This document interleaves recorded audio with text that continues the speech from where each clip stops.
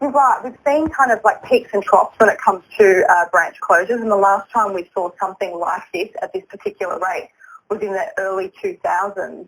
But what we've seen really in the last 18 months is just savage cuts. More than 300 branches that have closed across the country. That has an impact, of course, on local communities, but that means that 1,300 jobs have been lost. And to pick up on your point, Anna, about who still goes into a branch, I think that's a really important part of the discussion. What we're really concerned about is what we're describing, or how we describe the kind of forgotten Australians in this debate, people with low levels of digital literacy, those people who haven't yet felt safe enough to jump on and do their banking online, people with disabilities. Those that have limited access to transport. When your branch closes, it might be actually not practical to jump in the car. You might not have one. There might not be public transport, especially in regional and rural parts of the country, just to kind of go down to the next branch. So I think these groups, and let's not forget also Indigenous Australians in remote communities, but these groups have been hit really the hardest. And for many of them, they now live in a town where there is no bank and there is no ATM. There's been a lot of discussion in the news for other reasons about the banking opportunities that exist for Australians at their post offices as well. Has that been able to fill in the gaps at all? Look, it does fill in the gaps to some extent. Not all the banks are signatories to the Bank at Post program, so ANZ isn't one of them. But I tell you that what customers say to our members is that going into the post office isn't like going into your branch, getting professional expertise from the person over the counter. It's not like going in and just doing a transaction or a quick deposit. There is more to a branch than just that, and it's an important service to the community. So whilst it provides some access to local banking, it doesn't fill all the gaps. Local knowledge, local relationships, those communities that come out of branches, in many respects, they're like the lifeblood of the community. You lose so much when those doors close. So, Julia, when you're talking about the very the steeper decline in branches, or the acceleration in branches closing over the last 12 months, I mean, how much of that is driven by the pandemic over and above the shift towards digital banking? The fact that for the past 12 months, in many respects, we've been encouraged actively not to use or carry cash. Yes, it's actually really fast-tracked what we knew was coming, but it's, in a way, we think that the banks have just used the pandemic as a scapegoat just to accelerate their existing plans and to close down branches.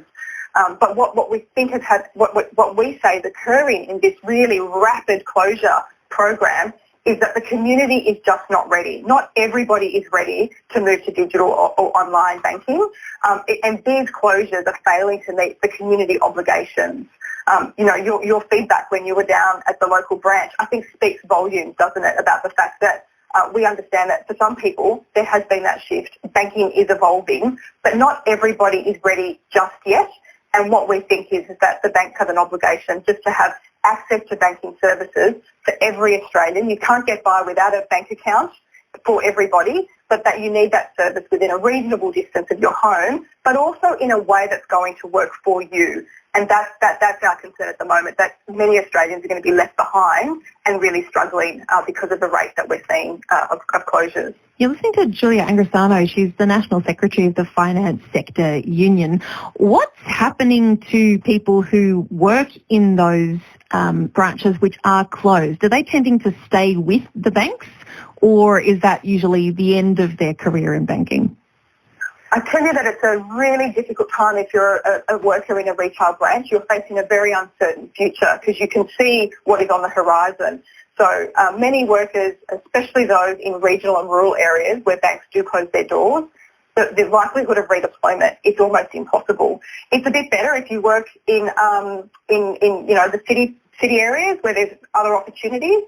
But I think that's why we're saying that it doesn't have to be a one or all approach. We don't have to have it that we close branches or we keep them open per se, but that we should really be thinking about this through a bit of a hybrid lens, that you can keep a branch open. It doesn't have to have the full hours. You can modify the services that are available to customers.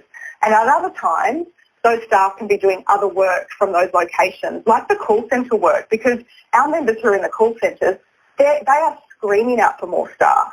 as more customers are being really pushed to digital and online, we need more staff to pick up that work. And so we think that a hybrid model would really be a win-win for both the community, their branch stays open, they still have access to that service, but for workers who can start to transition into new roles.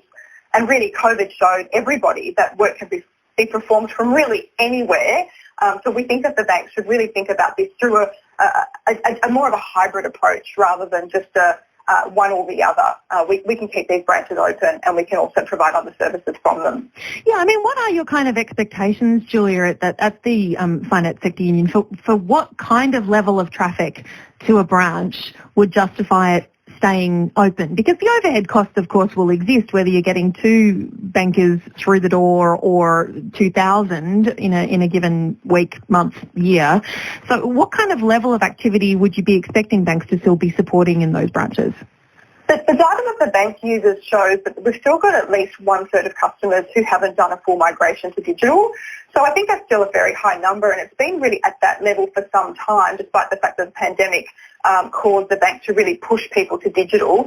But what we know from what our members tell us, who speak to customers every day, they just don't want to be there just yet, or they don't want to be there at all. So I think that some of this is generational, and whilst we still have customers in the community who require a physical access to a branch, then I think the banks have a social obligation to keep those banks open. Taxpayers have really underwritten the banks throughout many of the GFC crisis. The taxpayer really has an expectation that these organisations, incredibly profitable, who can afford to keep every one of these banks open, that I think the community just expects a bit more from the banks at this point in time. Interesting to talk with you, Julia. Thank you. Okay, thanks so much. Thanks very much.